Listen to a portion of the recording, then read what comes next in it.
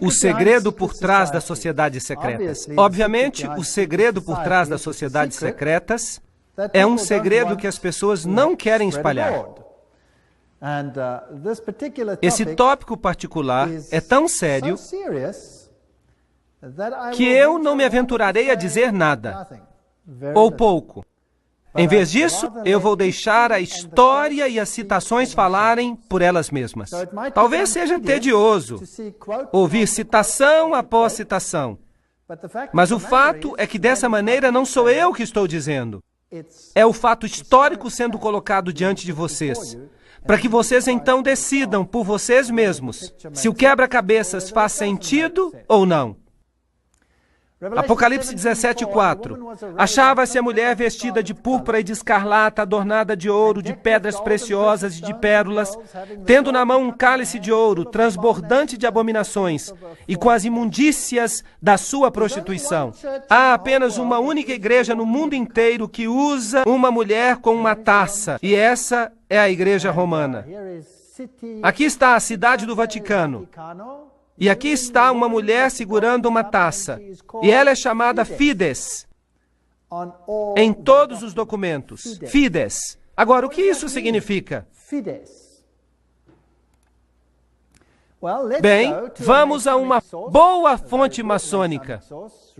Albert G. Mackay, o Manual da Cabana. Era um maçom de grau 33. E vai ficar claro o que isso significa. Ele diz: a mão direita tem em todas as eras sido considerada o emblema da fidelidade. E nossos antigos irmãos adoravam a divindade sob o nome de Fides, ou fidelidade, que era às vezes representada pelas duas mãos direitas unidas, e às vezes por duas figuras humanas, segurando-se mutuamente pelas mãos direitas. Numa foi o primeiro que erigiu o altar a Fides, sob o qual o nome da deusa dos juramentos e da honestidade era adorado. Então significa honestidade e fidelidade, mas é também o nome de uma divindade feminina. Agora, Apocalipse 17:5 chama essa instituição de a mãe das prostitutas. E Apocalipse 18:7, ela diz: eu me sento como rainha, eu não sou uma viúva, eu não lamentarei. Então ela pode ter perdido filhos durante a reforma, mas ela vai consegui-los de volta. Isaías 47:8, eu sou e não há nenhum além de mim, eu nunca serei uma viúva, ou sofrerei a perda de filhos. Ela vai controlar o mundo em um sentido espiritual. É isso que o poder diz. Agora, é interessante que o Vaticano, recentemente, em 5 de setembro de 2000, publicou o Dominus Iesus. Ela diz: as outras igrejas não são nossas irmãs. O Vaticano insiste. Deve sempre ficar claro que a única igreja santa, católica e apostólica universal não é a irmã, mas a mãe de todas as igrejas. O cardeal Ratzinger disse que ele é o cabeça da Inquisição. Eles não chamam mais de Inquisição. Eles agora chamam de a Congregação para a Doutrina e Fé. Mas é a mesma coisa. Ainda funciona no mesmo edifício. Agora, ela não é a irmã, mas a mãe de todas as igrejas. Isso quer dizer que todas as outras igrejas se sujeitam a ela, certo ou errado? É isso que ela diz. Para em Apocalipse 13, 1-2, está escrito que o dragão lhe deu seu poder e seu assento e grande autoridade. Que declaração! Uau! O dragão lhe deu poder? Em outras palavras, esse poder vem de outra fonte. Mas, será que o catolicismo não prega o cristianismo? Sim, ele prega. Será que ele não prega Jesus Cristo como Salvador do mundo? Sim, ele prega. Mas ele também prega a mediação através de outros mecanismos e através da igreja.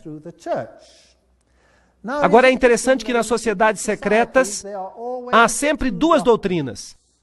Uma para os iniciados e outra para os goyim, os não iniciados. E os cavaleiros templários tinham duas doutrinas. Uma era a doutrina interna, oculta, esotérica. E a outra era a exotérica.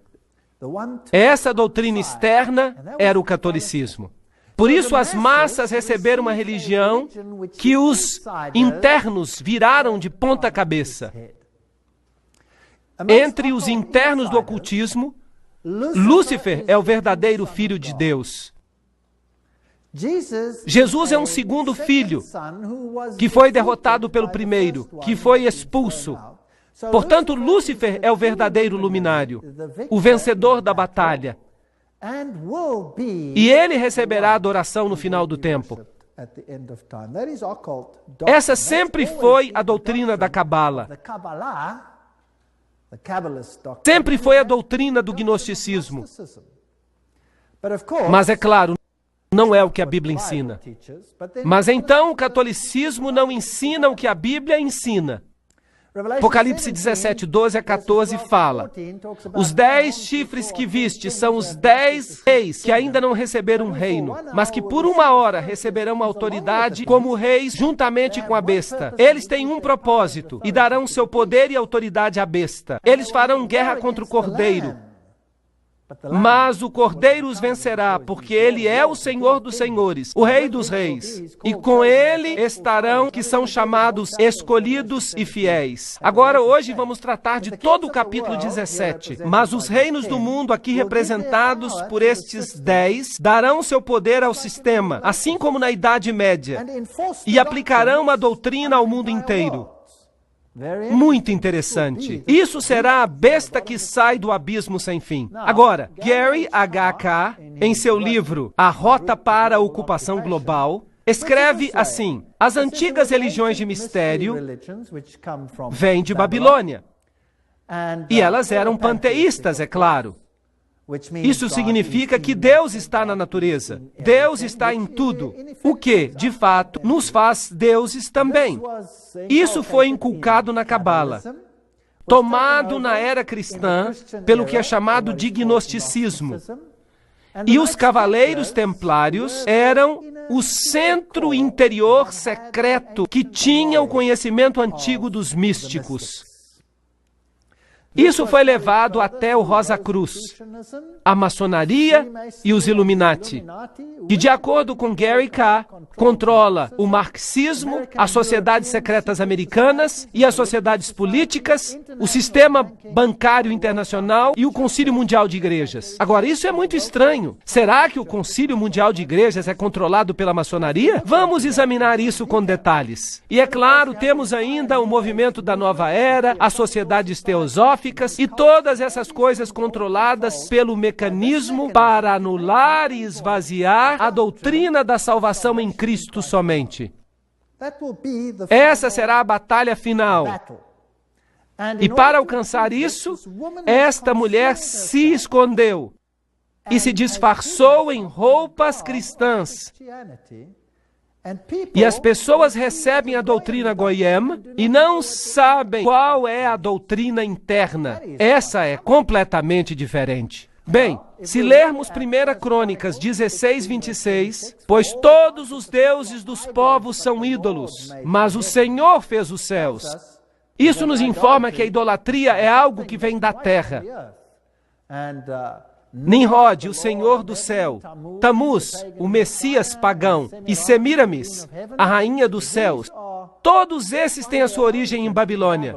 E se você passa pelas religiões que foram propagadas no Líbano, na Fenícia, em Babilônia, na Síria, na Grécia, em Roma, no Egito, na Índia, na China, no México e na Escandinávia, você tem a mesma figura sob nomes diferentes. Baal, Tamuz, Astorá, El, Baco, Astarte, Belo, Tamuz, Reia, Istar, Nino, Hércules, Beltis, etc., etc. E no Egito, Ra, Osíris, Oris, Isis, Hathor. E na Índia, Vishnu, Krishna, Isidevaki, e assim por diante.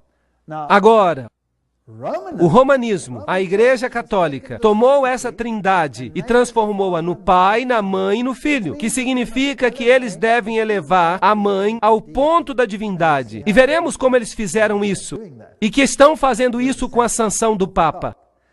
Assim, a verdadeira trindade e a trindade católica romana são duas coisas muito diferentes. Para os Goyim, são Pai, Filho e Espírito Santo. Para o círculo interno, são Pai, Mãe e Filho, que não são nada mais do que Baal, Tamuz e Astarote, se você quer usar os nomes antigos. Júpiter é o Deus que é adorado sob Petrus, a rocha. E ubi Petrus, ibi ecclesia, significa, onde está Pedro, está também a igreja. Então há aqui uma outra rocha que toma o lugar da verdadeira rocha. Cristianismo e sociedades secretas? Poderíamos resumir isso da seguinte maneira: a velha religião babilônica deu origem à Cabala, enquanto que os essênios e os outros, o gnosticismo, veio à existência e o gnosticismo foi fundado por Simão Mago. Isso vem de nenhuma outra fonte, senão a história da magia, por Eliphas Levi. Essa é uma importante fonte maçônica. Portanto, o gnosticismo foi fundado por Simão Mago. Então, esse gnosticismo, que é a doutrina secreta, foi eventualmente, através de muitas organizações intermediárias, levado até os Cavaleiros Templários. E os Cavaleiros Templários eram um grupo da Ordem Católica Romana, que foram colocados no sítio do templo para protegê-lo. E eles tinham fortes ligações com as sociedades islâmicas, inclusive com os ismaelis, os carmatitas, os fatimitas, os druzas e os assassinos. E estes são muito interessantes. E eu vou falar sobre eles quando falar sobre a conexão islâmica. As sociedades secretas, assim como os templários, tinham duas doutrinas. Uma para os Goyim e outra para os iniciados, os internos. As duas se opunham uma à outra diametricalmente.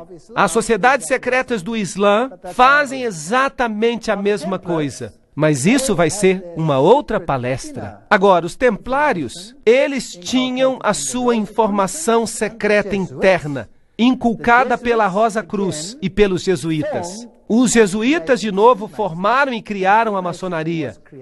E a maçonaria foi criada como braço protestante da Igreja Católica Romana. Eles não sabiam disso, eles foram enganados, iludidos, para fazer a obra que Roma queria que eles fizessem, para que Roma pudesse se sentar nos bastidores, enquanto a maçonaria fazia isso por eles, enquanto a maçonaria fazia isso por ela. Então não era ela, eram os protestantes que estavam fazendo, e não Roma. Muito esperto. Então vamos olhar agora os Cavaleiros Templários. Aqui estão algumas das representações. Esta é a demologia, o líder na época da dissolução dos Cavaleiros Templários.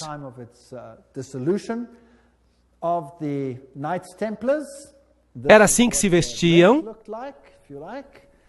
Esse é um dos seus símbolos, e é um símbolo usado para muitas igrejas hoje. Sabiam disso? Muitas igrejas carismáticas usam esse símbolo. Isso é fascinante. Os testemunhas de Jeová usam esse símbolo também. Vou dar uma outra palestra sobre isso. Agora vamos olhar o que o Sr. Webster, no livro Sociedades Secretas e Movimentos Subversivos, tem a dizer sobre os templários. Nós não vamos ler tudo isso, mas se você tem o vídeo, você pode parar e ler a citação. No ano 1118, 19 anos depois do fim da Primeira Cruzada, com a derrota dos muçulmanos, a captura de Antioquia e Jerusalém. Esses grupos foram fundados e foram eventualmente estabelecidos como templários. E então receberam de presente uma casa perto do sítio do Templo de Salomão. Por isso se chamam Cavaleiros Templários. Eles se tornaram uma ordem muito poderosa e famosa que controlava as finanças do mundo. Eles eram a elite bancária, se você preferir. E então, no ano 1128, a ordem foi sancionada pelo Concílio de Troy e pelo Papa. Era uma ordem católica romana dentro da igreja. Agora, alguns anos mais tarde, em 13 de outubro de 1307, essa ordem foi oficialmente terminada pelo rei da França, porque este havia descoberto o que eles estavam fazendo.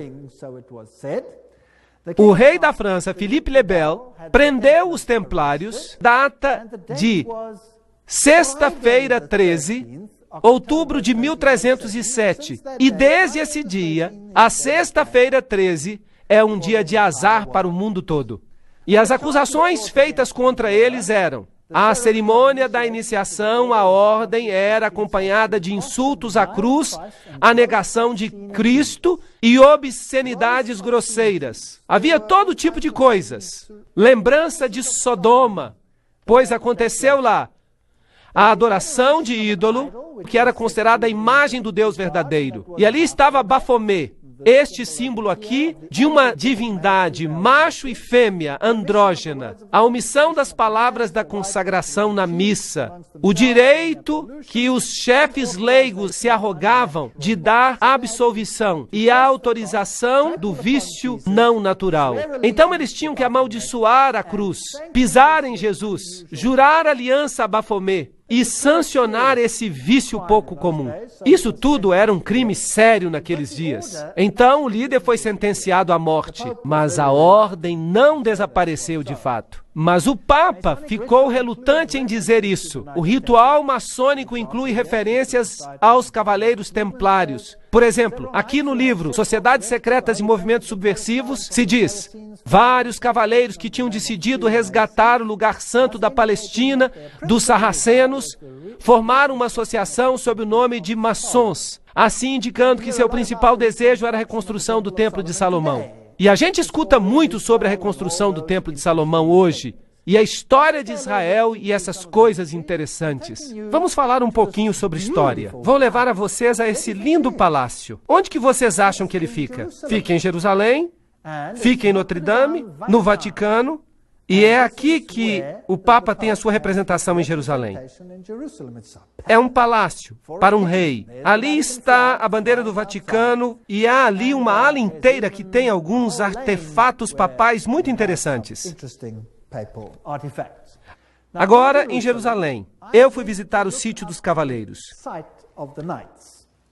Aqui está o Palácio dos Cavaleiros, o Patriarcado Latino, onde eles tinham originalmente um sítio, e os cavaleiros do papado agora controlam esta área. Esse é o símbolo que eles usam, que é usado por muitas religiões hoje. A Igreja Rema usa esse símbolo, por exemplo. Os guerreiros eternos, esse é o símbolo que eles usam. Ali beijam o anel do patriarca. Eles se tornam cavaleiros, como os demais cavaleiros. E eles incluem proeminentes banqueiros e indivíduos. Dentro da igreja você tem, é claro, a estátua de Júpiter, como Pedro. Notem que o pé está bem beijado. Eu não queria beijar esse pé. Por isso eu só fiquei em pé ali. É uma igreja importante porque o Papa Paulo VI e o Papa João Paulo II visitaram esta igreja, que é, claro, altamente simbólico. Ali estão as placas de o Patriarca Latino.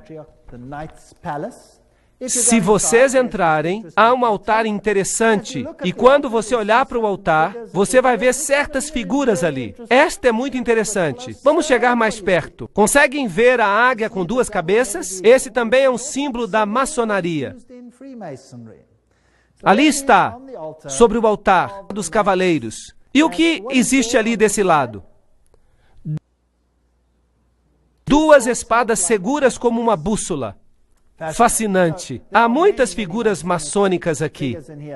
As penas da cauda, a águia, tudo lembrança do que você tem, por exemplo, no verso da nota do dólar. E todos esses outros círculos interessantes com o triângulo e com o sol ao redor dele. Os herdeiros dessa variação templária são os jesuítas. Agora, os jesuítas, é claro, são aqueles que por trás dos bastidores controlam muitas coisas. Eles foram fundados no dia 15 de agosto de 1534. Foram fundados por Inácio Loyola e foram sancionados pelo Papa no dia 27 de setembro de 1540. Então eles foram criados, por assim dizer, para enfrentar a reforma. Seu objetivo era destruir a reforma. Loyola queria que a ordem fosse a campeã da unidade católica e, é claro, da submissão ao vigário de Cristo, o Papa. Isso era absolutamente essencial. Aqui você tem a instituição da organização de Loyola pelo Papa. Nesse dia particular. E há algumas analogias interessantes que nós encontramos aqui. Aqui, por exemplo, há uma analogia considerável entre os graus maçônicos e os jesuíticos. Os jesuítas também pisam no sapato, carregam o joelho, porque Inácio Loyola assim se apresentou a Roma e pediu a confirmação da ordem. Agora, tudo que eu falo tem uma citação junto. E se alguém ficar chateado com alguma coisa que eu disser, então telefone para as pessoas que disseram isso e fique chateado com elas, certo? Então é isso que faziam e é isto que a maçonaria faz. Então você tem aqui uma ótima ligação. Portanto, quem existiu primeiro? Os maçons ou os jesuítas? Os jesuítas existiram primeiro, claro. Deveriam obedecer como que a um cadáver. As constituições repetem 500 vezes que se deve ver a Cristo na pessoa do general.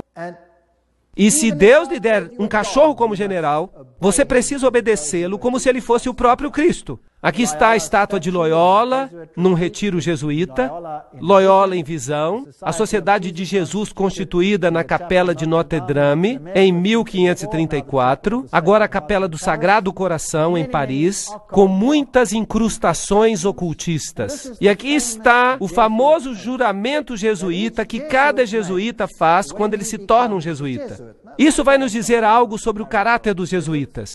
Ele diz, eu, e aqui você coloca o nome, na presença de Deus e de todos os santos, juro que Sua Santidade o Papa é o vice-regente de Cristo e é o verdadeiro e único líder da Igreja Católica, etc. Também diz aqui que este poder lhe foi dado pelo Salvador, Jesus Cristo, que dá ao Papa o poder de depor reis hereges, príncipes, estados, comunidades e governos. Tudo é ilegal sem a sua sagrada confirmação. Então ele pode destruí-los tranquilamente. Portanto, um jesuíta jura que se um governo não se sujeita a Roma, ele pode ser o quê? Destruído. Eu também declaro que eu ajudarei, assistirei e aconselharei a todos os agentes de Sua Santidade, no lugar onde eu estiver, e farei o máximo para acabar com os protestantes hereges e com as doutrinas liberais. As doutrinas liberais são doutrinas pelas quais você decide em que você quer crer. Você se atribui a liberdade de tomar a sua própria decisão, em vez de permitir que o Papa faça isso por você. E isso será destruído, e todos os poderes pretensiosos. E não importa onde você me envie no mundo, eu obedecerei. E eu prometo que eu não terei minha própria opinião. Eu obedecerei como um cadáver. E eu farei guerra, secreta ou abertamente, contra todos os hereges, protestantes e liberais, como me for ordenado, para destruir e exterminá-los à face da terra. Eu não pouparei nem idade, nem sexo, nem condição. Eu enforcarei, matarei, ferverei, tirarei a pele, estrangularei e enterrarei vivo estes terríveis hereges. Arrancar-lhes-ei os estômagos e os ventres de suas mulheres. Esmagarei as cabeças de seus filhos contra a parede, para aniquilar para sempre essa raça desprezível. Parece mesmo uma promessa cristã, concordam? Uma promessa muito cristã. Será que eles fizeram isso? Bem, eles esmagaram as cabeças das crianças valdenses contra as rochas para fazerem com que seus pais se arrependessem. No Império Otomano, e essa é uma história interessante, na Sérvia, eles pegavam as crianças, eles as jogavam no ar e eles as amparavam com suas baionetas. Não eram pessoas boas. Agora, você pode dizer que era o Islã, que não eram os jesuítas. Podemos debater isso. Falaremos sobre isso em outro momento. E o juramento diz que se eles não puderem fazer isso abertamente, eles farão em segredo. É isso que um jesuíta jura. Esta é a famosa Universidade Pontifícia Gregoriana aqui em Roma. A mais prestigiosa universidade católica do mundo. Os jesuítas, em todas as suas sedes, têm essas figuras nas cavernas. Agora, no paganismo, todas as deidades saem de cavernas e têm as letras IHS, que realmente significam Ísis, Horas, Set, isto é, a trindade egípcia. Claro que eles dizem que significa Jesus hominum salvator, Jesus o Salvador dos homens. Mas não, significa IHS. E seu símbolo é o triângulo com o olho que vê tudo, representando essa divindade. Eles também usam o pilar, ou a estela, se você prefere. Eles têm o símbolo com o triângulo e o olho. O círculo interior, que é também o símbolo usado no movimento da Nova Era. Nós já vimos que Gary K. diz que a maçonaria controla o movimento da Nova Era e que os jesuítas controlam a maçonaria, ou a criaram. Esta é a Universidade dos Jesuítas em Praga. No alto dela, eles têm Atlas, não Jesus Cristo. Se você for a uma sede jesuíta moderna, eu visitei esta. Às vezes eu sou chique. Ali estou eu, tirando foto, e dentro eles têm uma figura de Cristo. Mas este não é Cristo, é Atlas, segurando o mundo sobre os seus ombros, disfarçado. Eles têm esses símbolos contra a parede ali. Este símbolo é o símbolo de Hermes. Se você tirar a cruz, então você tem o símbolo de Ísis. Temos aqui símbolos pagãos. Esses símbolos estão ali desde que foi construído, etc, etc. Ali simbolismo, Maria. O M é o M maçônico. O triângulo, Réia, a deusa. Aqui está uma igreja na Alemanha, uma catedral. Dentro você vê esse círculo com uma cruz nele. As espadas cruzadas. Tudo usado pela maçonaria. Agora, se voltarmos até a antiga Síria, essa era uma cruz proeminente, uma cruz maltesa, vem do antigo paganismo. Eles têm o símbolo das estrelas aqui, duas estrelas, uma sobre a outra, e duas cruzes, uma sobre a outra. Eles têm o compasso com uma lua, um símbolo com uma estrela nele, que é o símbolo que o Islã usa, por exemplo. Eles têm o calendário solar e a tríplice coroa. Tudo isso é usado pelo papado. As cruzes de cabeça para baixo representam a vitória de Cristo. Martelos e compassos e foices são símbolos que prevalecem no mundo. Ali está Jesus, em pé sobre o crânio e os ossos cruzados, que é o símbolo de Júpiter, o deus Júpiter, que é Lúcifer. De novo, cruzes de cabeça para baixo. Esta é uma catedral muito importante na Alemanha. Se você for lá, você vai encontrar Janos de duas cabeças. E então você vai ver essa assim chamada estátua de Davi, mas claro que não é Davi. É o deus Pan, porque ele tem a flauta de Pan na mão. E Davi não tinha flauta de Pan. Então eu tentei encontrar o lado negro de Pan, porque há o lado claro e há o lado negro. E eu encontrei. Aqui está, esse com cascos, na mesma catedral. Eles escondem o seu simbolismo oculto. E se você entrar e logo na entrada, você descobre isso aqui. Este é o deus Anubis, que não tem nada que ver com o cristianismo. Ali está ele de novo. Mas agora você tem a fênix, que se ergue das próprias cinzas. E você tem o símbolo de Júpiter e um monte de outros símbolos. Aqui e do lado da capela, você tem todos os símbolos do zodíaco, servindo a várias divindades como Marte, Aquário, etc. E a maçaneta é um yin e yang. Isso não tem nada a ver com o cristianismo. Eles usam o símbolo do compasso e Júpiter e o símbolo Quirro e o símbolo PX aqui, que você encontra em virtualmente cada denominação cristã sobre a face da terra, a fênix se levantando das cinzas, o pavão, todos símbolos de Lúcifer. Aqui você tem o PX com um círculo com um ponto nele. E você diz para você mesmo, mas este não é um símbolo cristão? Não, este é um símbolo de Horus. Isso nada tem que ver com o cristianismo. Vamos perguntar a Albert Mackay, um maçom do grau 33. Ele vai nos dizer o que o símbolo significa. O ponto dentro do círculo é um interessante e importante símbolo da maçonaria. O símbolo é realmente uma alusão linda, mas estranha ao culto ao sol e introduz para nós pela primeira vez essa modificação entre os antigos que adoravam o falos. Então este é um símbolo bastante nojento. Ele tem que ver ver com os órgãos masculinos. Uau! E nós estamos tirando isso da boca do cavalo. Então, o que significa o PX? Vamos à melhor fonte maçônica do mundo. O livro Morais e Dogma, página 292. E caso você não me creia, eu tirei uma xerox para que você possa vê-lo. Este é o cajado de Osíris. Não existe uma fonte melhor do que esta. Aqui está o mais alto oficial da maçonaria, segundo o rito escocês. Em uma medalha de Constâncio está a inscrição: neste signo vencereis. E então vem algumas outras coisas interessantes. Este é o cajado de Osíris. E aqui está o tal místico e as cruzes e as estrelas de Davi, e então ele usa este aqui também. Um símbolo interessante. Ele diz que as vestimentas dos sacerdotes de Horus estavam cobertas com essas cruzes. Aqui está a cruz maltesa. Lembram que eu mostrei para vocês essa cruz no rei sírio?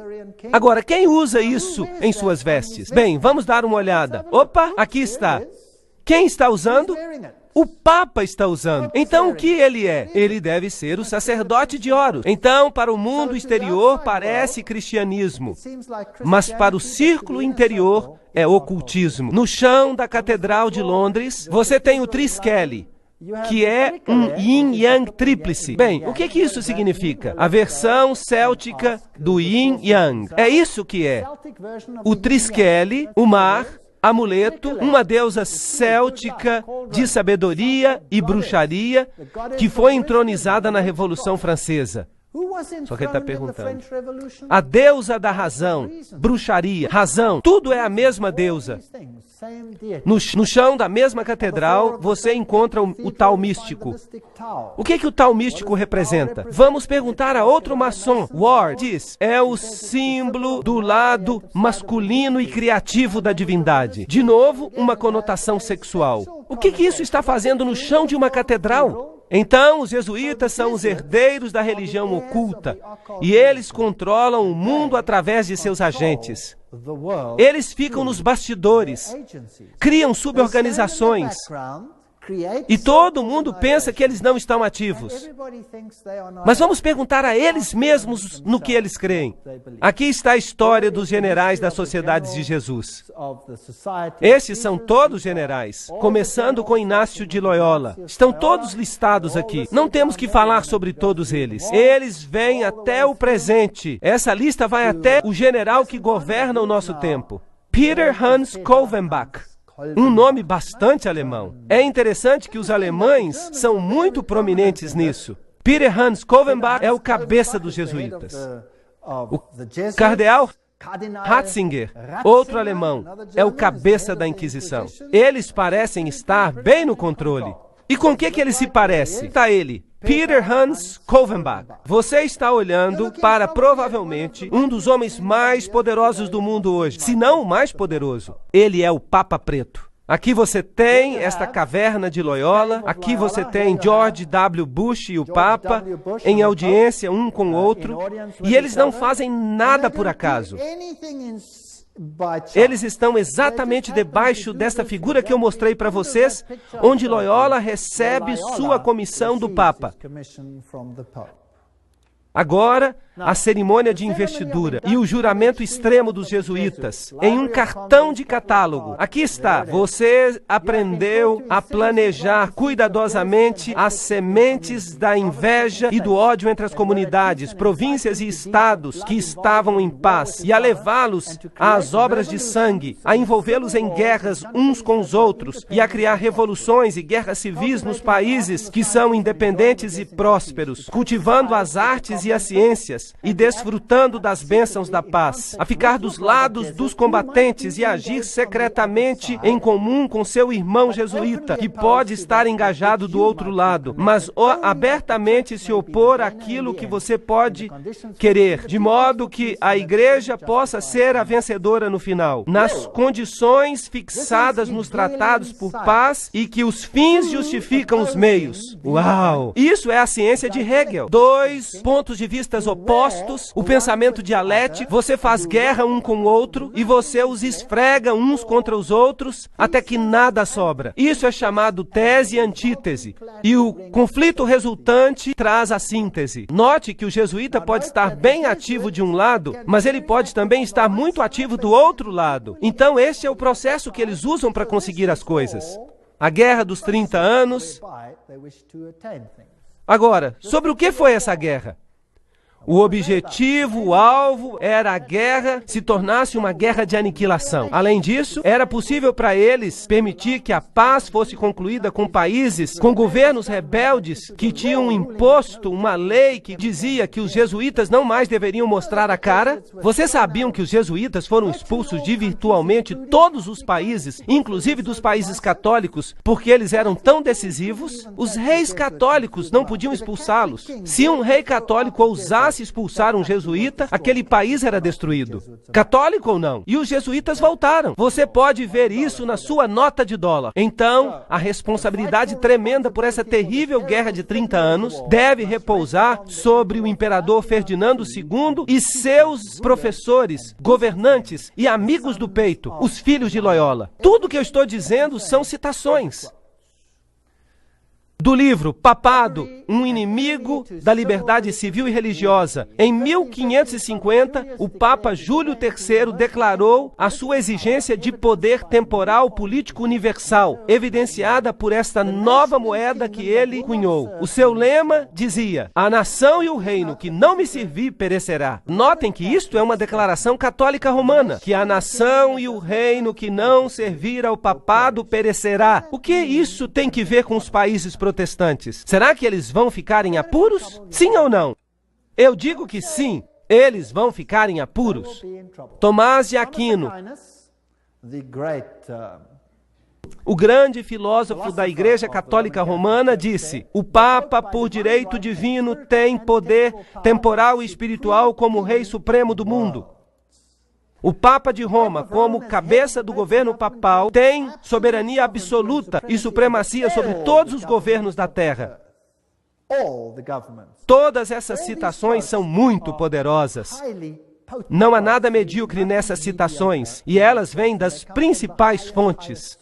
O direito de depor reis é inerente à soberania suprema do Papa, como vice-regentes de Cristo, exercendo domínio sobre as nações. O cardeal Henry Manning, em 1892, era o arcebispo de Westminster. Portanto, ele está no controle de todas as nações do mundo. Agora, é interessante que a Bíblia nos fala que essas palavras foram colocadas na cruz de Cristo. Jesus de Nazaré, Rei dos Judeus. Você pode ler isso em João 19:19. Mas no crucifixo católico romano estão as palavras INRI escritas. Mas se você olhar no dicionário Webster, significa Jesus Nazareno, Rei dos Judeus. Mas no juramento extremo dos jesuítas, significa algo totalmente diferente. Significam Justum necare reges impios, que significa: é justo exterminar ou aniquilar os reis ímpios ou hereges, governadores, governantes. Esse é um ponto interessante. Agora, uma outra coisa que eles querem fazer é destruir o protestantismo. Nós acalentamos no fundo de nossos corações este princípio, que qualquer coisa que não nos unir deve ser destruída. E nós estamos prontos para fazer isso. Tão logo nós tenhamos os meios para, com todas as energias, aplicar esses princípios. O protestantismo já está em decadência, está afundando e perecendo. Sim, nosso destino é contribuir para a sua última agonia, marchar contra esse esqueleto quebrado e espalhar os ossos. Oh, que nós nos apressemos na dissolução com os nossos esforços fortes e unidos. E então eles escreveram: o protestantismo está se tornando decomposto, está caindo aos pedaços. Nós estamos começando a ganhar os seus homens mais importantes. Isso faz parte do plano secreto. Estes são os piores dos católicos, os inquisidores, os jesuítas. Eles são simplesmente o exército romano Romano pela soberania terrestre do mundo no futuro, quando o pontífice de Roma será o imperador. Será como um feudalismo universal e eles serão os mestres. Isso está sendo planejado. Isso é o que representa. Eles talvez nem acreditem em Deus. Do livro Os Irmãos Karamazov. Tudo isso são citações. O general dos jesuítas insiste em ser o mestre, o soberano dos soberanos. Onde quer que os jesuítas entrem, eles serão os mestres. Custe o que custar. Sua sociedade é, por natureza, ditatorial e, portanto, ela é o inimigo irreconciliável de toda autoridade constituída. Do livro 50 anos da Igreja de Roma, escrito pelo padre Chiniquy. O próprio Inácio Loyola diz: o poder do general será sem limites. Tudo o que ele achar necessário para honrar a Deus, ele terá mesmo o poder de mandar voltar ou mandar em outras direções aqueles que vêm diretamente dos papas. Então esta é uma ordem poderosa. Friedrich von Hardenberg disse: nunca antes na história do mundo houve uma sociedade assim. O próprio Senado romano não fazia tramas para dominar o mundo com grande certeza de sucesso. Eles querem o domínio mundial com o Papa entronizado como único governante. Lafayette, um católico romano, disse: é minha opinião que se as liberdades deste país, os Estados Unidos da América, forem destruídas, elas o serão pela sutileza dos sacerdotes jesuítas católicos romanos, pois eles são muito perigosos, são inimigos da liberdade civil e religiosa. Foram eles que começaram a maioria das guerras da Europa. Aqui nós temos gente importante falando. Morse, o inventor do código Morse.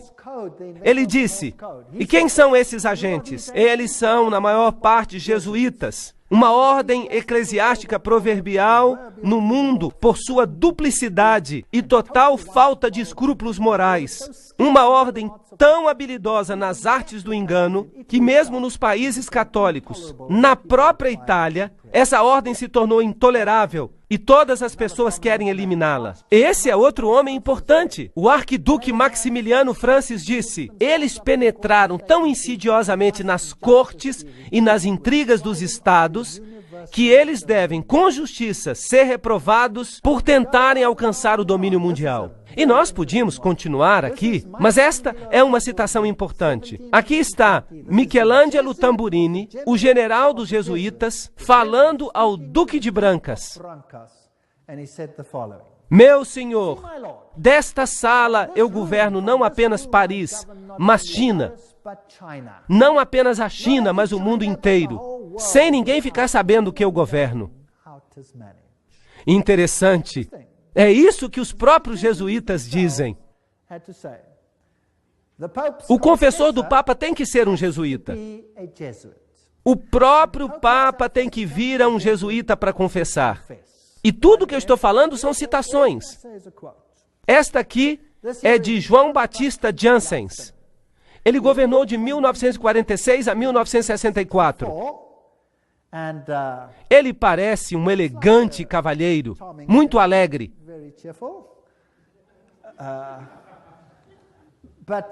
Não obstante, vejam esta fotografia que foi tirada do Saturday Evening Post em 1959. E aqui está o que ele comanda. E nós vamos falar dessas coisas na próxima palestra. Ele controla as seguintes sociedades secretas: a Ordem Militar Soberana dos Cavaleiros de Malta. Então é ele quem manda nos Cavaleiros de Malta. A loja maçônica Shriner, segundo o rito escocês. A Ordem dos Illuminati. Os Cavaleiros de Colombo. Os Cavaleiros da Ku Klux Klan. Benai Berit, a nação do Islã e seu exército particular chamado os Frutos do Islã, a Comissão da Máfia, o Opus Dei, junto com várias outras irmandades menores. Então cada uma dessas seitas secretas, cada uma dessas sociedades secretas é controlada pelos jesuítas. E como eles as controlam? Qual é seu objetivo? E quem é membro, por exemplo, dos Cavaleiros de Malta? E quem hoje é membro dos Cavaleiros de Colombo? Quem é membro do Benai Berit? Quem controla os Frutos do Islã? Quem controla a Opus Dei? Quem controla Skull and Bones? E todas as outras sociedades secretas? Qual é a sua agenda? É isso que precisamos descobrir. Lembrem-se que Roma quer recuperar domínio total. E se eles são o centro da teologia templária, então eles querem controlar o mundo para o dragão, não para Jesus Cristo. O dragão lhes deu seu poder e seu trono e sua grande autoridade. Isso é assustador. E esse poder pode estar dominando o seu país como ele domina o meu. Mas as boas novas é que Jesus predisse isso. Nós lemos no Apocalipse, ele diz que não importa quanto eles se associem, não importa quanto eles tramem, o reino vai para quem? Vai para Jesus. Apenas esperem. Portanto, não há nada a temer. Na próxima sessão eu mostrarei para vocês as sociedades secretas e eu mostrarei quem são os seus membros. Como falamos na sessão anterior, este é João Batista Jansen, um dos maiores generais da Sociedade de Jesus.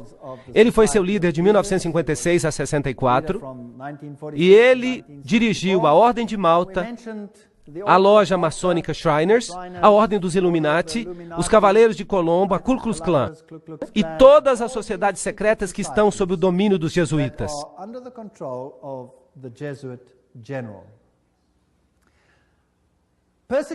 A perseguição à Igreja Católica na Alemanha foi dirigida apenas contra os elementos que não se submeteram inteiramente à centralização crescente da autoridade na Igreja e no Estado. Então, às vezes, parece que até os católicos estão sofrendo. Mas somente os grupos católicos que não estão totalmente submissos a este sistema serão subjugados.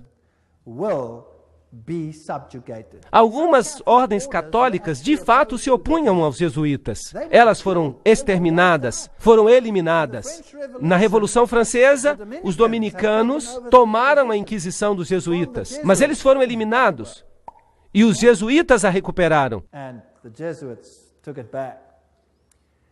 Seu objetivo era e ainda é destruir os efeitos da reforma e reestabelecer o Sacro Império Romano da nação alemã.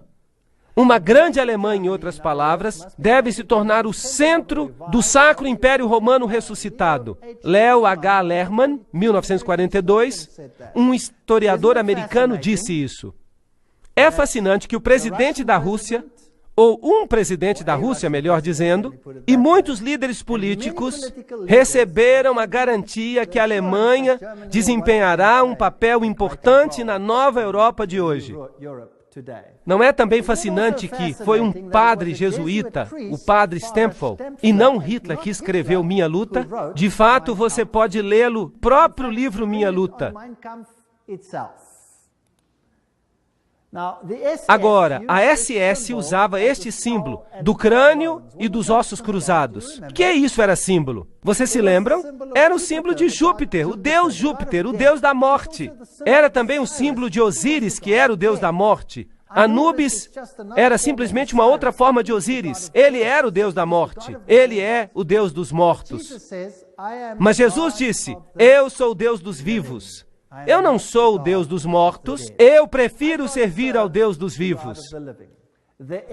A SS foi organizada por Himmler, de acordo com os princípios da Ordem dos Jesuítas. Os serviços e exercícios espirituais prescritos por Inácio de Loyola constituíram um modelo que Himmler tentou cuidadosamente copiar. A obediência absoluta era a regra suprema. Toda a ordem tinha que ser executada sem hesitação. Cada comentário que eu estou lendo vem de uma fonte confiável. De novo, naquele ótimo livro, Grande Conflito, nós lemos sobre os jesuítas. Por toda a cristandade, o protestantismo foi ameaçado por inimigos formidáveis. Os primeiros triunfos da reforma no passado fizeram com que Roma reunisse novas forças, na esperança de realizar a sua destruição. Nessa época, a ordem dos jesuítas foi criada. Notem o que esta citação está dizendo. O poder mais cruel e inescrupuloso de todos os campeões do Papa. Eles se separam de todo laço terrestre, de todo interesse humano, estão mortos para a afeição natural, para a razão, para a consciência, inteiramente silenciados, não conhecem nenhuma restrição, a não ser as da sua ordem, e nenhuma obrigação, a não ser estender o seu poder. Nós não precisamos ler a citação toda. Percebemos que o que eles queriam era destruir o protestantismo. A ordem dos jesuítas, portanto, representa a corporificação de um sistema que busca domínio político e temporal. E sobre o mundo inteiro. Você pode me dizer, a China não se sujeitará. Bem, nós já lemos uma citação pelo general jesuíta em que ele disse que ele controla a China. Quem controla o comunismo? Os jesuítas o criaram e, portanto, eles o controlam. Eles praticaram isso na América do Sul. Eles praticaram e o instituíram ali. Muito interessante. Este é o conde von Hohenbrüch, em 1911. Um nobre alemão e ex-jesuíta que diz essa mesma coisa. Qual é o objetivo, então, dos jesuítas? De acordo com eles só buscam a maior glória de Deus. Mas se você fizer um exame, você vai descobrir que o seu objetivo é o domínio mundial. São eles que dominam o mundo. Uma citação após a outra. Além disso, o Papa tem milhares de agentes secretos no mundo inteiro. Eles incluem os jesuítas e os cavaleiros de Colombo, os cavaleiros de Malta, Opus Dei e outros. O Serviço Secreto do Vaticano e seus agentes de campo não ficam em segundo lugar para ninguém. Mesmo Dave Hunt, o historiador batista americano, diz isso. Então vamos dar uma olhada em algumas dessas instituições. Vamos começar pela maçonaria. O livro The Grand Design Exposed diz, a verdade é, os jesuítas de Roma aperfeiçoaram a maçonaria para que ela se tornasse a mais eficiente e magnífica ferramenta, realizando seus propósitos entre os protestantes. Agora, certamente os membros da maçonaria devem eles mesmos estar enganados. Se eles vissem isso, eles não fariam isso, certo? Bem, de fato, a ordem está sendo usada e eles mesmos estão sendo enganados. E só nos altos escalões da hierarquia da ordem, os escolhidos é que sabem. E eles são controlados pelos jesuítas de Roma. Muito esperto, para obrigar o protestantismo a fazer o que você não pode fazer abertamente, porque o próprio protestantismo disse que você é o anticristo. Então, tudo isso é interessante. Este é um castelo templário e uma igreja na ilha de Maiorca, na Espanha, e ali, de novo, você tem a águia de cabeça dupla, e você pode ir a qualquer igreja naquela ilha, e você vai ver a águia de cabeça dupla nos altares dessas igrejas. Como eu já disse, Adam Weishaupt foi o fundador do jacobinismo, e ele é também o fundador dos Illuminati. De uma faculdade jesuíta em Ingolstadt, saiu uma seita conhecida como os Illuminati da Bavária, fundada por Adam Weishaupt. Seu fundador nominal, contudo, parece ter desempenhado um papel subordinado, embora conspícuo na organização da seita. Vejam vocês, eles usam fachadas. Agora, aqui estão dois generais jesuítas. Este é o general Ritchie e este é o general Ledochowski. E muito interessante, este aqui, 1773 a 1814, governou durante a supressão da ordem. Agora, notem que foi o próprio Vaticano que suprimiu os jesuítas de 1773 a 1814. O que aconteceu com o Vaticano naquela época? Ele recebeu a ferida mortal, foi levado para o exílio e morreu. Não está certo? Então, quem deu a ferida mortal ao papado? Foi a própria ordem da igreja. Foi uma luta pelo poder. E ele criou nessa época os Illuminati. Foram criados por Weishaupt. E é claro, ele é também o pai do comunismo moderno. Ele que com os jacobinos realizou a Revolução Francesa. Anos depois, o general jesuíta Ledochowski, com os seus bolcheviques, dirigiu a Revolução Russa em 1917. A mesma coisa que tinha acontecido com a outra revolução. Depois eu falarei sobre isso quando eu der uma palestra sobre as revoluções e as guerras e os ditadores, mais tarde na série. A maior autoridade francesa nos jesuítas, Edmond Paris, disse: a Revolução Russa, pela eliminação do czar, protetor da Igreja Ortodoxa, não decapitou o grande rival e ajudou a penetração da Igreja Romana? Precisamos reagir enquanto o ferro está quente. O famoso Russicum, a Faculdade Russa de Roma, foi criada em 1929 e seus missionários clandestinos levaram as boas novas a esse país cismático. 100 anos depois de sua expulsão pelo czar Alexandre I, os jesuítas tentaram conquistar o mundo eslavo. E será que o pobre mundo eslavo sofreu? Eles foram massacrados aos milhões. A história mostra o que aconteceu lá. Quando Stalin, provavelmente um dos maiores assassinos em massa de todos os tempos, fez isso. Frederico o Grande, chamado assim na Rússia, fez com que os mais elevados graus das constituições maçônicas do antigo rito fossem revividos. E ele mesmo escreveu a Constituição sob o guia do general jesuíta. A Enciclopédia da Maçonaria, de Albert G. Mackay, diz que ele mesmo fez isso. Interessante. E agora notem isso. Essa fonte é inacreditável. Aqui está a ISIS desvelada pelo próprio Blavatsky, o autor da doutrina secreta. Ela diz que os ritos são a geração dos filhos de Inácio de Loyola. O direito escocês e todos esses trabalharam sob as instruções do general dos jesuítas. Então, quem controla a maçonaria? Os jesuítas, não há nenhuma dúvida disso. Aqui nós confirmamos a investidura do cavaleiro templar maçom nos conselhos da dita ordem da cavalaria, e esperando e confiando que ele diminuirá para conduzir a glória de IHS, o Altíssimo e Poderoso Deus, e honrará a marca que nós recomendamos. Aqui está um ritual da maçonaria que é totalmente jesuíta. Então, os jesuítas controlam a maçonaria. Aqui está um templo da maçonaria, em Oklahoma. Aí está IHS. Este é o templo da maçonaria. É uma loja. Aí está IHS nela. Ainda, velhas senhoras, homens e mulheres nesse país que lhes dirão com solenidade sinistra que se você vir a história da maçonaria através de suas ordens, você chegará à cabeça maçônica do mundo. Você descobrirá que esse indivíduo horrendo e o chefe da Sociedade de Jesus são uma e a mesma pessoa. James Patron, historiador americano. Há muitas pessoas que dizem essas coisas. Os Cavaleiros de Malta, os maçons estão na linha de frente, enquanto os jesuítas e os Cavaleiros de Malta estão nos bastidores. Os jesuítas controlam até os Cavaleiros de Malta. Quem são eles? Bem, o seu quartel-general fica em Roma. Esses cavaleiros costumavam ficar numa ilha, e eles costumavam ser uma ordem militar. Bem, eles ainda são uma ordem militar.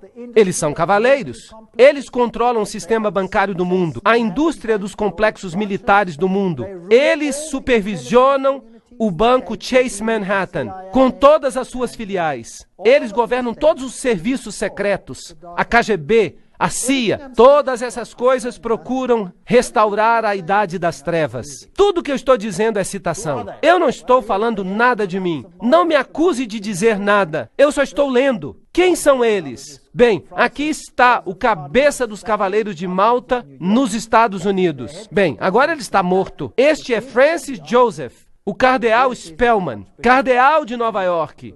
E o seu quartel-general é a Catedral de São Patrício, a Diocese de Nova York. Ali há vários.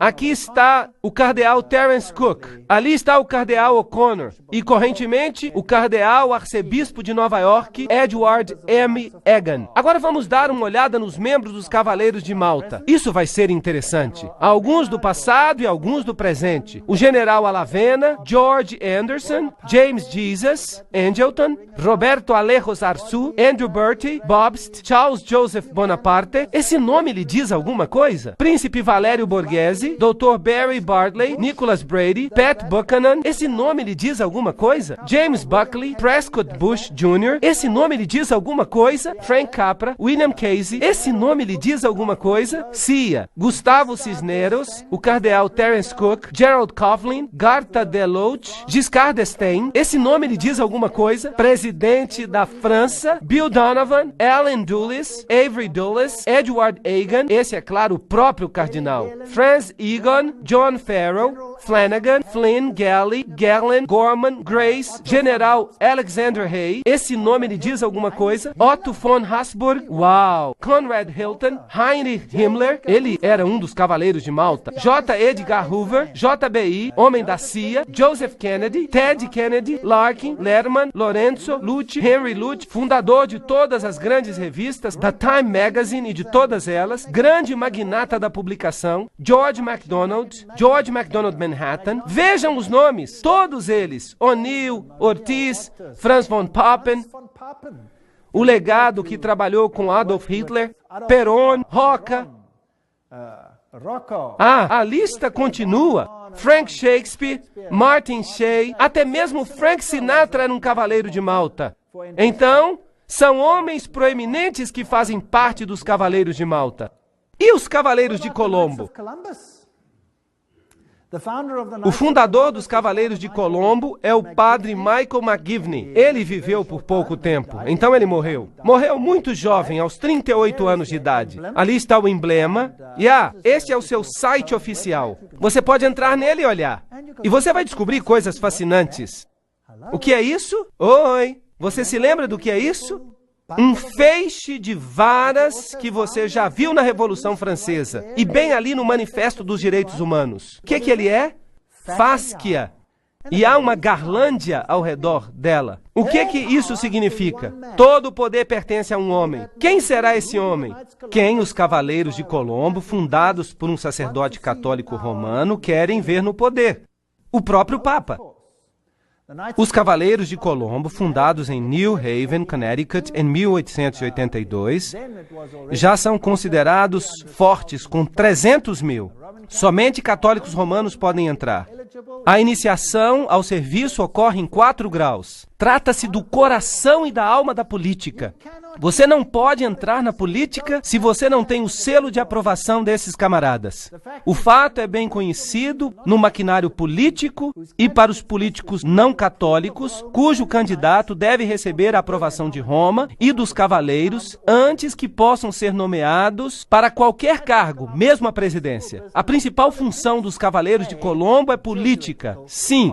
Política Jesuítica, livro Uma Ameaça à Nação, de Jeremias J. Crowley. Isso foi uma citação. Essas são acusações sérias. Ali estão eles, com sua fásquia. Isso vai se tornar cada vez mais claro à medida que continuarmos. E vocês percebem aonde nós estamos chegando. Pois hoje Roma considera, escutem isso, pois hoje Roma considera o regime fascista como sendo mais próximo dos dogmas e de seu interesse. Nós não apenas temos o reverendo jesuíta Padre Coughlin elogiando Mussolini na Itália como uma democracia cristã, mas sua revista oficial, que é o Civiltà Católica, esta é a revista oficial dos jesuítas, ela diz, e este é o órgão vital dos jesuítas, ela diz: o fascismo é o regime que mais corresponde aos conceitos da Igreja de Roma. Isso é assustador. Você percebe que o controle aumenta cada vez mais? Você está percebendo que isso está acontecendo? Você percebe que nós estamos sendo cada vez mais tratados como indivíduos que temos que nos ajoelhar 20 mil vezes diante de outros poderes? E há também a organização Opus Dei, uma ordem leiga, religiosa, semi-secreta, cujo principal objetivo é dar total apoio ao Papa. E essas pessoas andam por aí com grampos na carne para que sintam dor constante com cada movimento, para lembrá-los de sua obrigação. E eles têm membros muito, muito importantes, como o presidente de Portugal, por exemplo. Ele é um membro da Opus Dei. E então nós temos a organização do Skull and Bones. Quem são eles? Bem, eles têm este crânio e esses ossos. O que isso representa? Agora vocês já sabem a respeito de Júpiter. E eles têm o número 322. E se você olhar em Gênesis capítulo 3, versículo 22, você descobrirá: agora o homem se tornou como um de nós, conhecedor do bem e do mal. Eles levantaram o homem ao nível da divindade.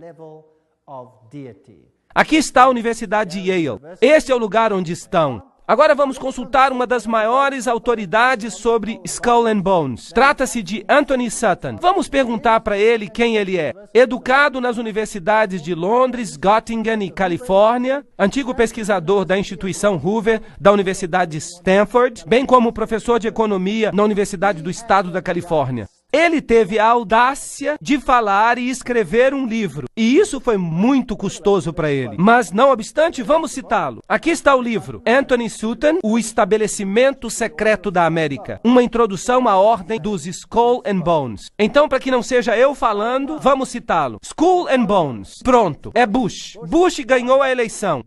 Vamos assistir a este vídeo.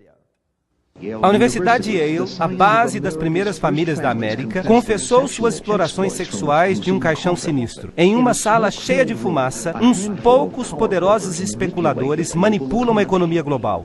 Estas são as supostas atividades de algumas das sociedades secretas da América. Grupos com nomes como Bilderberg, Skull and Bones ou Caveira e Ossos, e a Comissão Trilateral. A Sociedade da Caveira e Ossos foi fundada em 1832 por 15 livres docentes da Universidade de Yale, em New Haven, Connecticut. Eles estabeleceram uma sociedade secreta com regras e rituais que permanecem inalterados até o dia de hoje. A cerimônia de iniciação à Caveira e Ossos acontece em abril, no porão de uma tumba. Um distinto membro serve como mestre de cerimônias. Uma vez vestido, ele passa a ser chamado de Tio Toby. O membro mais baixo é designado Diabinho e recebe uma fantasia satânica. Um caveira de voz profunda é vestido como Don K. Holte. Outro é vestido como fundador da faculdade, Elihu Yale. E outro recebe vestes papais. Isso seria muito divertido se não fosse pelo fato de que entre os antigos caveiras estão 3 presidentes: William Howard Taft, George Bush e George W. Bush. Inúmeros senadores e embaixadores, industriais como William Whitney, agentes da CIA, oficiais do Departamento de Estado e o magnata das publicações Henry Luce. Exige-se segredo absoluto. Na sua autobiografia de 1999, George W. Bush dedica apenas uma frase a seu período na Caveira e Ossos. Quando eu era um formando, eu me filiei à Caveira e Ossos, uma sociedade secreta, tão secreta que eu não posso falar mais nada. O segredo, de acordo com alguns pesquisadores, está ali para proteger o fato de que a Caveira e Ossos consegue levar seus iniciados a posições de poder e influência. O caveira mais conhecido é o ex-presidente George Bush, que, de acordo com a tradição, jamais admitiu ser um membro. Senhor presidente, você é um membro da Caveira e Ossos? Peça-lhe que deixe a sala. Um jornal americano recebeu uma resposta semelhante quando nós recentemente perguntamos a George Bush Jr., o governador do Texas, sobre o período em que era membro. Ela ainda existe? A coisa é tão secreta que eu nem sei se ela ainda existe. Bem, então você vê que George W. Bush é membro. Eles se deitam num caixão, eles se prostram diante de uma figura papal, juram fidelidade, eles fazem todo tipo de coisa sexual esquisita num caixão, que eu não vou explicar, é uma coisa nojenta. E estes são presidentes, os homens mais poderosos dos países do mundo, e eles pertencem a sociedades secretas dessa natureza. Bem, nós logo vamos ter uma eleição. E aqui está um jornal alemão, Financial Times, Alemanha, fevereiro de 2004. Ele confirma que Kerry, o líder da oposição, que vai concorrer contra George W. Bush, também é membro da Caveira e Ossos. Então, para que votar se os dois candidatos pertencem ao mesmo partido? O que são essa gente e o que elas fazem, nós vamos ter que ver nas próximas palestras. A ordem, o que ela é e como ela começou. As pessoas que entraram conhecem-na como a Ordem. Outros a conhecem por mais de 150 anos como o capítulo 322 de uma sociedade secreta alemã. Isso é muito importante. De fato, isso foi descoberto quando eles invadiram uma instituição e lhes roubaram os documentos. Ela era oficialmente conhecida como Cartel Russell em 1856, ou como a Irmandade da Morte, porque eles servem o Deus da Morte, que é simplesmente Anubis, se você prefere, Osíris, se você prefere, ou Júpiter. A filial americana dessa ordem alemã foi fundada em 1833 na Universidade de Yale por duas pessoas, o general William Huntington Russell e Taft, o único homem que foi tanto presidente quanto ministro da Justiça nos Estados Unidos. Interessante. Agora, a ordem alemã, o que ela realmente significa? Os Illuminati tiveram sua origem na Universidade de Ingolstadt e ali recrutaram os alunos do corpo discente. Claro que tinham que ser estudantes com altas conexões. Vocês sabem, filhos de gente alta. A ordem teve sua origem em Yale em 1833, mas Caveira e Ossos é uma filial de uma sociedade secreta alemã. Então, que organização ela representa? Os membros ativos têm bastante influência para fazer com que seus filhos e parentes entrem na ordem. E há uma considerável quantidade de casamentos entre as famílias. E eles, então, pertencem a duas categorias principais. Pertencem à velha linha de famílias americanas e pertencem às famílias que têm grande riqueza. Quando um novo membro é iniciado na ordem, disse que hoje à noite ele morrerá para o mundo e nascerá para a ordem. Assim ele se referirá a ela. A ordem é um mundo em si mesmo, no qual nós temos um novo nome e 14 novos irmãos de sangue, também com novos nomes. Agora, há também uma filial britânica que foi estabelecida em Oxford, na faculdade de All Souls. E a filial britânica é chamada o Grupo. Então, a Caveira e Ossos não é apenas um. Você tem um grupo americano e um grupo europeu também. Então, o grupo se conecta com a filial judaica através dos Rothschilds, o círculo interior. E essa, então, é uma organização secreta mundial que tem os indivíduos mais elevados na indústria, no governo, em todos os aspectos da vida. E eles são, de fato, os governantes mais proeminentes do mundo de hoje. E se falamos da sede alemã da sociedade, então falamos dos Illuminati. E George W. Bush disse que havia 1000 pontos de luz iluminando o mundo naquele momento. É interessante que a ordem escreve muitas constituições. Os membros também escrevem constituições. Por exemplo, Archibald MacLeish, que é um membro da Caveira e Ossos, ou era. Ele escreveu a Constituição da Unesco. Agora nós vamos ter que falar da Unesco. Vamos descobrir o que é. Igrejas, o Seminário Teológico da União, está sob o controle da Caveira e Ossos. Um seminário muito interessante. Nós vamos falar com mais detalhes depois.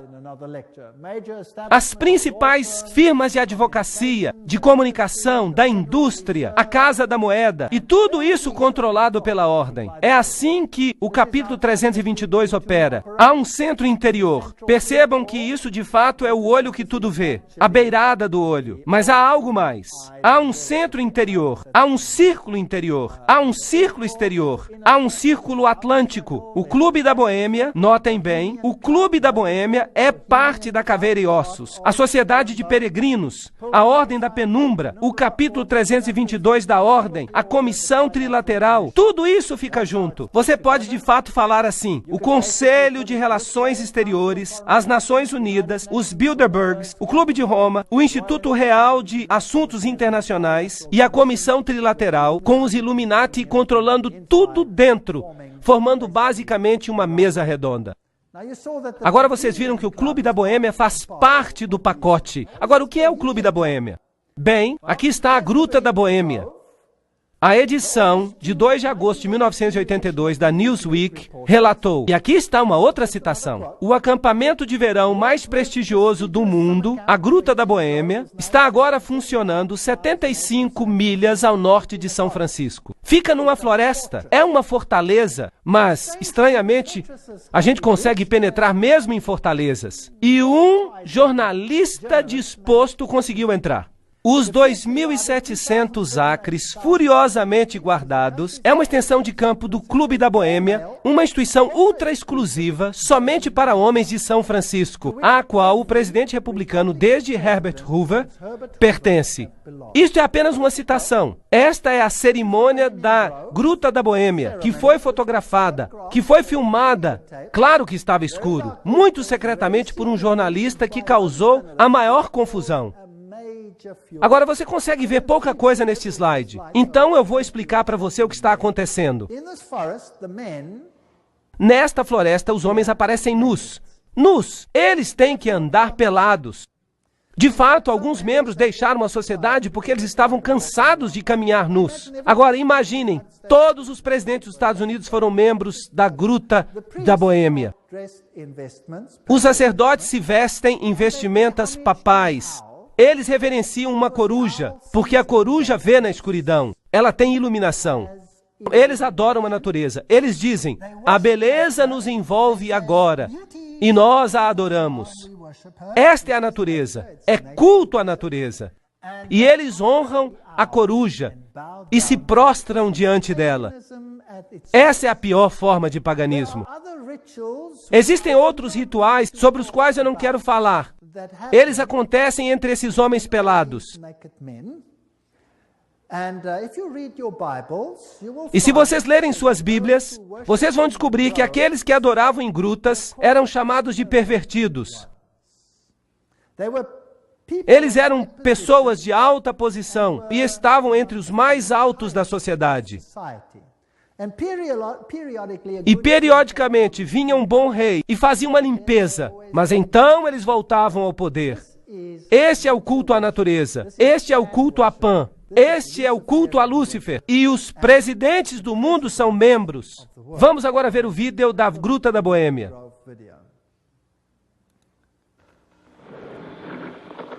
Ali estão as vestimentas papais. A coruja nesse templo de folhas.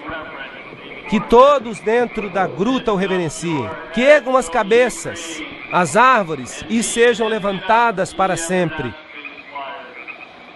Pois eis que aqui está o templo da Boêmia, as santas colunas desta casa.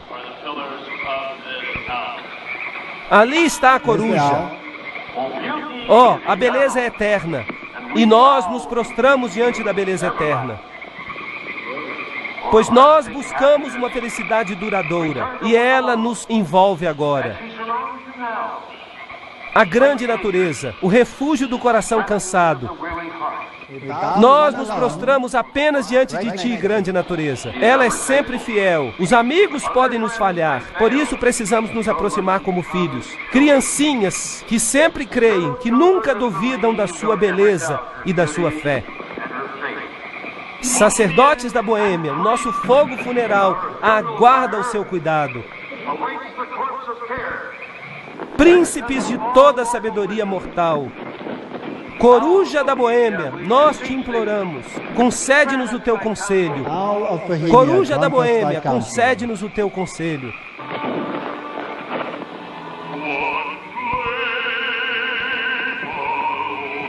Bem, isso é só a parte do ritual que mostra que é culto à natureza. Culto condenado pela Bíblia.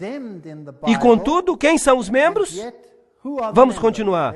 Este é um artigo em Mother Jones, de 18 de agosto de 1981, volume 6, página 28. E relata quem são os membros proeminentes. Por exemplo, George P. Schultz, Stephen Batchel, Gerald Ford, Henry Kissinger, William Buckley. Você pode imaginar todos eles andando pelados e adorando uma estúpida coruja? Isso não é patético? Fred Hartley, Griffin, Haywood, Coors, Teller, Ronald Reagan, Clausen, George Bush, William French Smith, etc., etc., etc. É patético. Modus operandi da ordem. As atividades da ordem são dirigidas para a mudança da nossa sociedade, para a mudança do mundo, para trazer ao mundo uma nova ordem. Esta será uma ordem planejada que restringirá a liberdade individual. Isso é fascismo. E eu lhes mostrarei as encíclicas papais que vão fazer os seus cabelos se arrepiarem com respeito às coisas que vão acontecer ao mundo. E acreditem em mim, eu moro num país onde isso está sendo implementado. Você pode ver isso acontecendo todo dia. É assustador. Mas você não precisa ter medo do que está acontecendo. Se você sabe por que está acontecendo, você não vai se desesperar. Mas há milhares que estão atirando na própria cabeça porque não conseguem mais tolerar isso. 4.000 fazendeiros expulsos de sua terra, assassinados apenas no meu país. Perderam tudo, perderam a esperança, atiraram em suas próprias cabeças, exterminaram suas famílias inteiras, porque é melhor para elas morrerem do que viverem com isso. E vocês sabem o quê? Você dá uma palestra como esta, e você mostra o que está nos bastidores, e você sabe o que acontece? Eles se enchem de esperança, porque eles percebem que não é uma coisa que eles não compreendem. Uma vez que eles começam a entender a figura total, eles recebem esperança e eles dizem, uau! Então nós estamos mesmo no fim, porque isso é apenas o sinal de que Jesus está voltando. Haverá um reino melhor. Entreguemos as nossas vidas a Jesus Cristo, porque este mundo nada tem a oferecer. E eles então têm esperança. Então eles eram negativistas, mas eles ouvem uma palestra assim, por exemplo, e isso tem um efeito positivo, impressionante nos países onde essas coisas estão sendo implementadas atualmente. Nenhuma constituição vai proteger você contra isso. Eles controlam a educação. Eu mostrarei isso a você nas próximas palestras. Controlam o dinheiro, a lei, a política, a economia, a história, a psicologia, a filantropia, a medicina, a religião, a mídia. Nada escapa ao seu controle. E lembrem-se, eles não pertencem nem à esquerda nem à direita. Eles controlam os partidos da direita e os partidos da esquerda. Controlam os dois, é o princípio de Hegel. É a lógica de Hegel. Lembrem-se que tanto Marx quanto Hitler, os extremos de esquerda e direita, são apresentados como inimigos, mas eles evolveram do mesmo sistema filosófico, o sistema de Hegel. Eu estou citando um dos principais pesquisadores deste campo. Isso nos faz gritar de angústia intelectual por causa dos marxistas e dos nazistas. Lembram-se que os jesuítas nos disseram que eles devem servir de um lado e de outro? Lembram disso? Que eles devem criar conflito dos dois lados? O conflito dos opostos é essencial para causar a mudança. Isso eles querem. Hoje esse processo pode ser identificado na literatura da Comissão Trilateral, na qual a mudança é promovida e a administração do conflito. Você já ouviu essa frase antes? Tudo bem, o conflito é essencial. O Estado é absoluto. Então, o Estado deve ter total controle. Isso significa que as pessoas devem abrir mão dos seus direitos para o Estado. Vocês estão vendo isso acontecer nos Estados Unidos atualmente? Claro que sim. Então, o Estado pede completa obediência. Um indivíduo não existe para si mesmo, nesses assim chamados sistemas orgânicos, mas somente para desempenhar um papel na operação do Estado. É isso que acontece também sob o nazismo. Tanto Hegel quanto Kant são filósofos por trás desse sistema. E eu fico atordoado. Eu estava na Europa há 4 semanas, na Alemanha, e os líderes, o presidente da Alemanha, eles saíram e colocaram garlândias em frente das tumbas dessas pessoas e disseram: sua filosofia tornou uma nova Europa possível. Eles os honraram. Que coisa terrível. Eu quase digo satânica. Essa é a filosofia. O princípio dos Illuminati de que o fim justifica os meios é também o princípio do grupo e da ordem, que é a caveira e ossos. Isso significa que você pode fazer qualquer coisa, não importa quão prejudicial, desde que você alcance o seu objetivo. Há um círculo externo, um círculo interno, um círculo central. Tudo isso, o Conselho das Relações Exteriores está no círculo externo. A Comissão Trilateral, é claro. A Comissão Trilateral foi fundada por David Rockefeller. Ela tem 200 membros no mundo todo. A Operação Bundy, ativismo para uma nova ordem global. George W. Bush, que era membro da Caveira e Ossos, lembram-se? Ele diz, é uma grande ideia, uma nova ordem mundial, na qual diversas nações se aproximam numa causa comum. Somente os Estados Unidos têm tanto a importância moral e os meios para apoiá-la. E então, vocês acham que eles estão tentando fazer com que todos os países do mundo formem um sistema? Sim ou não? Vocês acham que é possível que eles estão dando o seu poder à mulher que está montada sobre eles? Quem é que parece controlá-los? Os jesuítas. E a quem dizem os jesuítas devem o poder pertencer? Ao Papa. Não está certo? Tudo bem. E quem vocês acham que quer uma nova ordem mundial mais do que qualquer outra pessoa? O Papa. Isso não é interessante? Bem, aqui está ele. A nova ordem internacional por causa da paz. Quando? 3 de janeiro de 2004. Foi o seu discurso de novo ano, dedicado a pedir a implementação de uma nova ordem mundial. Cidade do Vaticano, 1º de janeiro de 2004. João Paulo II começou o novo ano insistindo que a paz é possível e também que é uma obrigação. E ele pediu uma nova ordem internacional. CNN, o que você tem a dizer? O Papa pede uma nova ordem mundial. Quinta-feira, 1º de janeiro de 2004. Cidade do Vaticano. O Papa João Paulo II falou no novo ano, na quinta-feira, com um chamado de renovação para a paz no Oriente Médio e na África, e a criação de uma nova ordem mundial baseada no respeito pela dignidade do homem e a igualdade entre as nações. O que ele disse? Neste ano, o Papa João Paulo II dirigiu seus pensamentos para os conflitos que acontecem ao redor do mundo. Mas ele enfatizou que vai trazer paz, que precisa haver um novo respeito pela lei internacional e a criação de uma nova ordem internacional baseada nos objetivos das Nações Unidas. Ele pede uma ordem que seja capaz de arranjar uma solução adequada para os problemas de hoje, baseando-se na dignidade do ser humano, isto é, nos direitos humanos. Em um desenvolvimento integral da sociedade, na solidariedade entre as nações, ricas e pobres, na partilha dos recursos e nos extraordinários resultados do progresso científico e técnico. Vocês sabem, partilha de recursos, vocês já ouviram isso antes? Bem, há uma outra palavra para isso. Se chama redistribuição de riqueza. Vocês já ouviram isso antes? Deixe-me redefinir isso para você. Redistribuir as riquezas significa pegar a riqueza de quem tem e dá-la a quem não tem. Isso é correto? Agora, se você faz isso, que nações do mundo serão mais atingidas? As nações católicas ou as protestantes? As nações protestantes são as nações ricas. Por toda parte você pode fazer uma linha.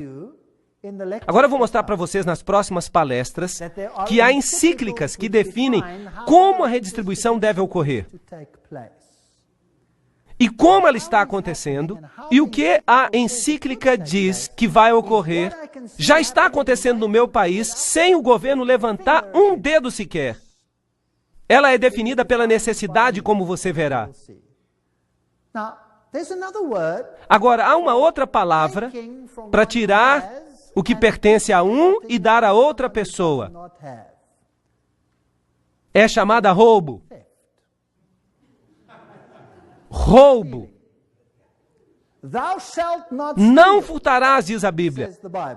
Mas o Papa em Roma diz, furtarás.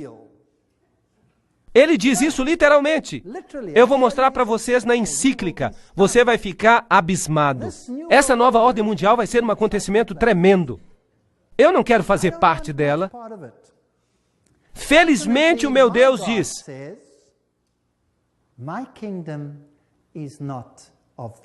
o meu reino não é deste mundo. Se fosse, eles lutariam por mim. Mas não é deste mundo. O meu reino é lá de cima. Você deve colocar os seus tesouros lá. Você deve colocar o seu coração lá. E porque eu vivo onde eu vivo, eu consegui me libertar daquilo que eu ganhei. Porque eu sei que ele não significa nada. Vocês sabiam que no meu país, se você sair de férias e você se demorar, quando você voltar, a sua casa já está ocupada e você não pode expulsar os invasores, mesmo que a casa seja sua. Vocês sabiam disso? Porque eles necessitam, portanto, eles têm o direito de invadir, mesmo que não seja deles. Isso não é piada, isso é fato. É assustador, mas quem se importa?